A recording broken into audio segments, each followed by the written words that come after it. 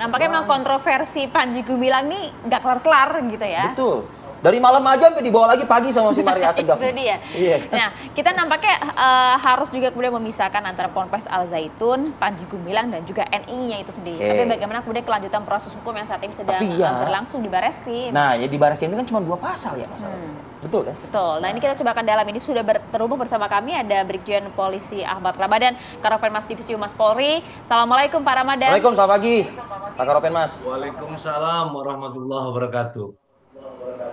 Ya, terima kasih sudah berkenan hadir di Apakah Indonesia Pagi hari ini, Pak. Dan juga sudah hadir di samping saya ada Pak Sukanto, peneliti Al Zaitun dan juga NI. Selamat pagi. Selamat pagi. Mas Sukanto. Pagi, Mas Fadil. Ya, saya coba ingin ke Pak Ramadan terlebih dahulu. Pak Ramadan, proses hukum bagi Panji Gumilang sudah ditingkatkan dari penyelidikan ke penyidikan. Namun hingga saat ini memang gelar perkara penetapan tersangka tak kunjung usai. Agenda hari ini seperti apa, Pak?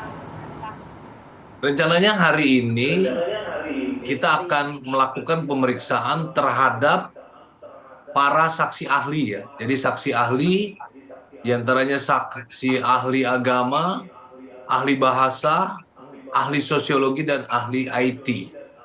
Nah, setelah itu kita akan menunggu ya mudah-mudahan minggu ini juga keluar hasil dari laboratorium forensik Polri terhadap barang bukti yang telah kita serahkan ke lapor Polri tersebut.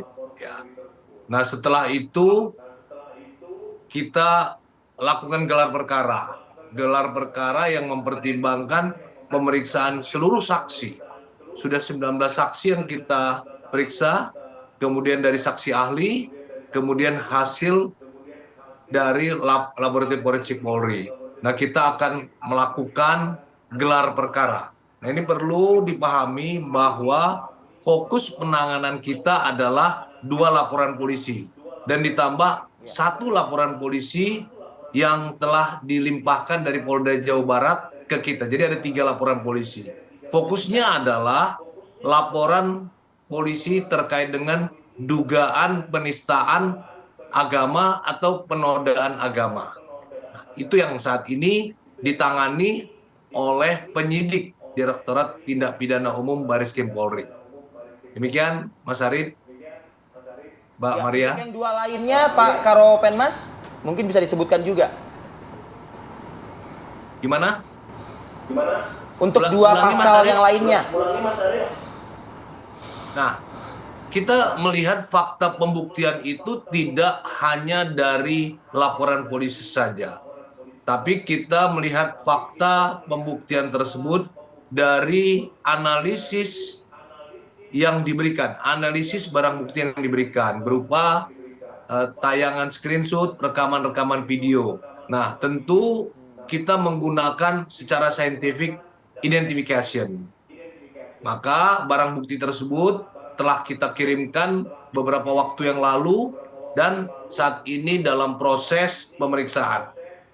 Nah, kalau kita melihat dari berita acara pemeriksaan atau keterangan yang diberikan dari saudara PG bahwa yang bersangkutan ya secara lisan telah menyampaikan dalam pemeriksaan benar bahwa rekaman atau tangkapan layar atau screenshot itu adalah yang bersangkutan. Nah, sekarang tinggal kita menguatkan, mendalami dari laboratorium forensik Polri. Jadi fokus kita adalah dari kasus penistaan agama dan penodaan agama. Demikian, Mas. Iya, Pak Karopenmas bersamaan dengan penyidikan yang berlangsung di Polri, Majelis Ulama Indonesia juga dalam waktu singkat ini, dimulai dari kemarin kabarnya sudah bertemu para pimpinan MUI untuk merilis juga terkait dengan fatwa yang terkait dengan Al Zaitun begitu ya, dan juga Panji Gumilang. Apakah bila mana itu jadi dirilis, ini akan menguatkan Kepolisian Republik Indonesia untuk segera menetapkan tersangka dalam kasus ini? Sesuai dengan pasal 183 KUHP, alat bukti di dalam hukum pidana itu adalah keterangan saksi, ahli, keterangan terdakwa, surat dan petunjuk. Bagi penyidik, 2 alat bukti itu sudah cukup dan kita tinggal menunggu hasil dari laboratorium penyidikan Polri. Sementara keterangan saksi sudah kita dapatkan. Kemudian fatwa MUI bagi kita adalah alat bukti pendukung, ya. Artinya semakin menguatkan, ya. Jadi merupakan petunjuk bagi penyidik sesuai dengan pasal 183 tadi. Jadi ada 2 alat bukti yang cukup, ketika ditambahkan tentunya akan menguatkan penyidik untuk melakukan gelar perkara yang nantinya akan menetapkan apakah saudara PG dapat ditetapkan sebagai tersangka atau tidak.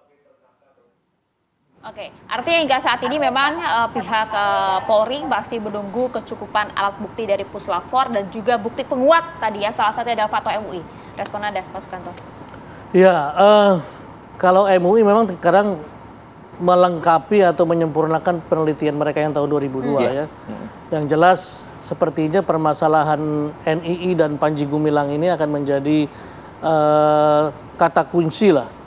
Penyesatan seperti apa yang sudah dilakukan di dalam gerakan yang kemudian disosialisasikan di dalam kelompok mereka, walaupun sedikit ada masuk ke dalam Zaitun, saya kira itu sudah semakin jelas. Dan penelitian terakhir juga dan pengakuan yang sudah diambil sudah terang benderang sebenarnya dan sudah waktunya lah kira-kira MUI mengambil langkah taktis ini yang harusnya sudah dilakukan 21 tahun yang lalu.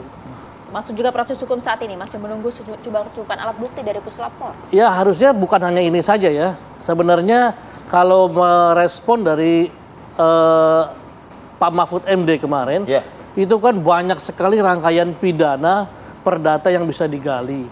Saya sendiri dalam penelitian ini sudah menggali permasalahan pidana khusus terkait dengan yayasan. Lalu permasalahan tanah yang juga berimplikasi kepada nama-nama yang digunakan oleh Panji Gumilang dalam kondisi tertentu, digelapkan atau dijaminkan kepada bank. Itu orang-orang ini adalah para mantan RI sendiri.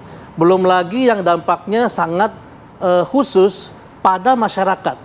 Ada yang belum dibayar, ada yang dibayar setengah, belum lagi tanah pemerintah yang diserobot, dan banyak hal lain yang dalam konteks tanah maupun keuangan ini bisa dilakukan penyelidikan hingga sampai kepada pidananya. Dari keterangan Mas Sukamto ini kan tentunya kan banyak yang dirugikan ya gitu ya Mas, ya kurang lebih ya. Nah cuma pertanyaannya apakah ini juga sudah masuk kepada laporan kepada pihak polisian atau Mas Sukamto melihat ini ya seharusnya ini tidak perlu ada laporan tapi pengembangan saja dari pihak kepolisian. Nah, harapan kami sih tidak perlu ada laporan, bisa ditindaklanjuti ya. Tapi kalaupun harus dilaporkan kami akan persiapkan itu. Karena ini menjadi sangat penting ketika sayang kan penelitian sudah dilakukan. Penelitian sudah dilakukan dan selama ini kami sebenarnya sudah melakukan dari tahun 2019 beberapa LP. Tapi entah kenapa selalu berhenti di tengah jalan. Di tingkat LP tingkat apa? LP tingkat Polda Jabar. Tahun 2011 masalah penggelapan, lalu tahun 2021 itu naik ke Barreskrim SP3. Penggelapan akta tanah. Penggelapan atas sertifikat tanah. Sertifikat tanah. Jadi tanah Pak Mahfud tadi concern juga soal itu. Concern juga. Okay. Jadi kita harus garis bawahi begini. Panji Gumilang dengan menggunakan bukan Panji Gumilang ya, umat NII menyerahkan dana kepada NII yang dananya dibelikan tanah 1.200 hektar. Tanah-tanah itu bukan milik yayasan sebagaimana klaim Panji Gumilang. Itu dinamakan oleh petinggi-petinggi NII sebanyak lebih dari 300 nama. Belum lagi nama-nama yang namanya nama kedua atau nama sani atau nama palsu atau nama masyarakat yang belum dibalik nama. Ini akan memicu konflik kalau tidak dibenahi sejak sekarang. Di sini juga ada aspek-aspek pidananya. Karena ini dianggap milik NII, jadi Panji Gumilang tanpa tanya siapapun sebagai pemimpin menggunakan ini, diselewengkan, digelapkan untuk kepentingan-kepentingan tertentu ya. Hanya dia yang tahu. Contoh, nama Abu Ma'arik di Bank CIC yang kemudian jadi Century, kemudian jadi Bank Jetras, kemudian dibeli oleh Bank Jetras, itu masih ada kreditnya atas nama Abu Ma'arik loh. Yang besarannya sekarang ditambah utang dan sebagainya itu lebih dari 500 miliar. Wow. Itu juga dikonfirmasi lagi dalam berkas Budi Mulya kasus BLBI, itu Panji Gumilang Abu Ma'arik termasuk menjadi salah satu pengemplangnya dengan utangnya 425 miliar. Nah, kalau data ini dikonfirmasi, berarti kan hutangnya sudah hampir 1 triliun tuh. Nah itu dia pertanyaan saya, data ini dikonfirmasi, apakah memang data ini cukup valid gitu loh? Valid, dan Ajukan sekarang bukti masih ada. Oke. Data ini masih ada dan masih belum bayar orang-orang ini. Kenapa tidak menjadikan LP? Nah, inilah yang sekarang kita lihat bahwa Dipersiapkan. sudah cukupkah ini supaya masuk LP, kita persiapkan semuanya. Karena bukan tersangka, pelapor-pelapornya sudah ada. Cuma selama ini kami kan khawatirnya perjalanan ini mentok di tengah jalan gitu loh. Mumpung ada Pak Karopenmas. Oke, kalau nanti gitu, kalau Mas begitu Brampo. kita coba akan minta langsung respon dari Karopenmas Mabes Polri. Usai jeda, saat lagi untuk Anda pemirsa. Ya, kita lanjutkan diskusi. Tadi Pak Sukanto sudah sampaikan cukup banyak bahwa sebenarnya untuk urusan pidana seorang Panji Gumilang tidak hanya berhenti di penistaan agama dan juga penodaan agama saja ya Pak ya. Tadi beberapa di antaranya, silakan sebutkan kembali. Itu adanya penggelapan. Oke. Penggelapan bahwa sertifikat bukan hanya disebutkan oleh Pak Mahfud, tapi banyak sekali nama, lebih dari 300, yang nama-nama itu nama pribadi para pimpinan-pimpinan NII. Kebanyakan sudah keluar sekarang. Nah, banyak diantaranya itu digunakan oleh Panji untuk menjadikan jaminan atau untuk kepentingan-kepentingan yang lain. Termasuk juga aliran dana. Aliran dana dan lain-lain. Nah, itu juga kemudian ada langkah lain yang dilakukan Panji Gumilang, dalam hal ini yayasannya, bagaimana menjadikan hak pribadi itu dialihkan menjadi yayasan. Justru sekarang yayasan ini menggugat orang-orang yang namanya di atas SHM tadi untuk diambil alih menjadi milik yayasan. Dari tahun 2001 sampai tahun 2002 dia sudah mengajukan 3 kali perdata dan 3-tiganya menang di Pengadilan Negeri Indramayu. Padahal dalam tuntutannya bahwa ini adalah anggota yayasan, pengurus yayasan. Yang kedua, alasannya mereka dipinjam nama. Yang ketiga, yang beli yayasan. Padahal yayasan itu tahun 94 didirikan, tidak pernah ada izin. Kedua, yayasan itu cuma 2 orangnya, tidak ada. Sementara dia menggugat 75 orang. Siapa selebihnya? Dan tidak pernah ada pinjam nama. Tapi kok bisa menang? Ya wallahu alam. Nah, disinilah yang kemudian menjadikan kami itu agak hesitate, ada ragu untuk maju, untuk membuat ini menjadi masalah pidana. Kita di mana-mana dibentur gitu loh, susah ini untuk masuk. Sudah pernah mencoba? Sudah pernah mencoba. Di tingkat? Dari tingkat Polres sampai tingkat Polda. Jadi kita bagaimana bicaranya ya? Ya diterima laporannya, tapi ini mau naik kemana nih agak maju mundur gitu. Nah, makanya kita Berhenti di harapkan sana. dengan permasalahan yang kita pernah lewati sampai SP3, dengan perdata yang bisa dimainkan begitu rupa, nah kita berharap ini kalau pidana bisa ini, ayo kita maju. Ya, coba kita tanyakan kalau gitu, mumpung ada Pak Karopenmas di sini. Pak Ramadan, artinya pengembangan kasus pidana lain terkait Panji Gumilang ini harus menunggu adanya laporan terlebih dahulu atau kemudian memang bisa dikembangkan dari proses penyidikan yang ada, Pak Ramadan? Memungkinkan itu, Mbak. Yang jelas saat ini penanganan penyidikan yang dilakukan Direktorat Tindak Pidana Umum Bareskrim Polri adalah terhadap 2 LP tersebut. Ditambah 1 LP dari Polda Jawa Barat yang telah dilimpahkan. Namun ketiganya terkait dengan dugaan perbuatan penistaan dan penodaan agama tersebut. Nah, saat ini sehingga kita fokus dalam penanganan itu. Dalam perjalanannya nanti memungkinkan bisa kita mengembangkan apakah ada jeratan pasal lain terhadap saudara PG. Namun sementara sekali lagi kita fokus dalam menangani 2 laporan polisi ditambah 1 LP tersebut terkait dengan penistaan atau penodaan agama tersebut, Mbak Arif, Mbak Maria, Mas Arif. Oke, artinya Pak, kalau kemudian memang ada laporan dari masyarakat terkait dengan kasus pidana lain juga bisa diproses. Baiknya Di sini lapor Pak langsung ke... Nah itu dia, Pak Sukanto hanya butuh jaminan saja bahwa beberapa kali melakukan laporan stuck begitu. Apakah ini kemudian ada jaminan dari Mabes Polri dalam hal ini akan dituntaskan laporan yang ada? Nanti kita akan koordinasi dengan Polda Jawa Barat ya terkait yang disampaikan oleh Pak Sukanto tadi terhadap LP kasus penggelapan ya. Kalau laporannya penggelapan. Nanti kita akan tanyakan ke Polda Jawa Barat sudah sejauh mana penanganan tersebut. Dan bila ada kendala, di mana kendalanya. Ya tentu ketika kasus-kasus yang dibutuhkan ya asistensi dari penyidik Bareskrim, kita akan asistensi. Perlukah ada laporan ulang, Pak Ramadan?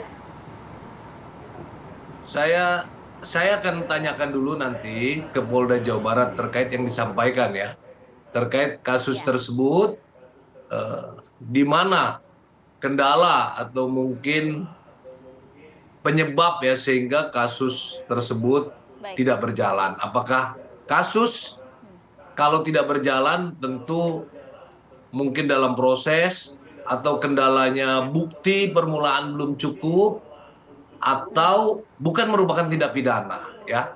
Nah, kita harus ada kepastian hukum. Kalau memang nanti bukti tidak cukup atau mungkin tidak memenuhi unsur pidana, supaya ada kepastian hukum tentunya harus di SP3. Namun kalau kasus itu memenuhi unsur, kasus itu semestinya harus diproses lanjut. Ya. Pak Sukanto. Silakan. Ya, penggelapan bukan menjadi concern kami karena sudah SP3 lah. Kita anggap selesai. Tapi masalah ada hal baru terkait dengan pidana khusus yayasan maupun pemalsuan, kami akan penuhi semua unsurnya, kelengkapannya, sampai itu layak untuk naik pada penyelidikan bahkan sampai penyidikan. Dan itu akan kami Disertai lakukan dengan kembali. bukti-bukti kuat sebagaimana tadi yang disampaikan oleh Pak Karopenmas. Kami selama ini sudah melakukan itu dan sudah menurut kami itu sudah cukup. Tapi kan menurut polisi nanti kita lihat lagi ya, karena mereka lebih mengerti. Tapi selama ini kami sudah memenuhi semua permintaan-permintaan itu dan mudah-mudahan minggu ini sudah final sehingga kita bisa langsung minggu depan untuk melakukan pelaporan. Ke Mabes Polri atau? Kita belum tahu nih arahannya nanti apakah cukup di Polres atau cukup di Polda atau cukup atau bahkan sampai Mabes Polri. Pak Karopenmas, tanggapan Anda Pak? Atau mungkin petunjuk dari Anda? Ya, arahan lah. Sebenarnya Polri itu tergelar ya, di Mabes ada, di Polda Jawa Barat, di Polres ada. Tentu kita tidak mau memberatkan masyarakat ya. Ketika pelapor posisinya di katakanlah di Jawa Barat, kami persilakan untuk melaporkan di Jawa Barat. Atau mau melaporkan di Polres juga kami persilakan.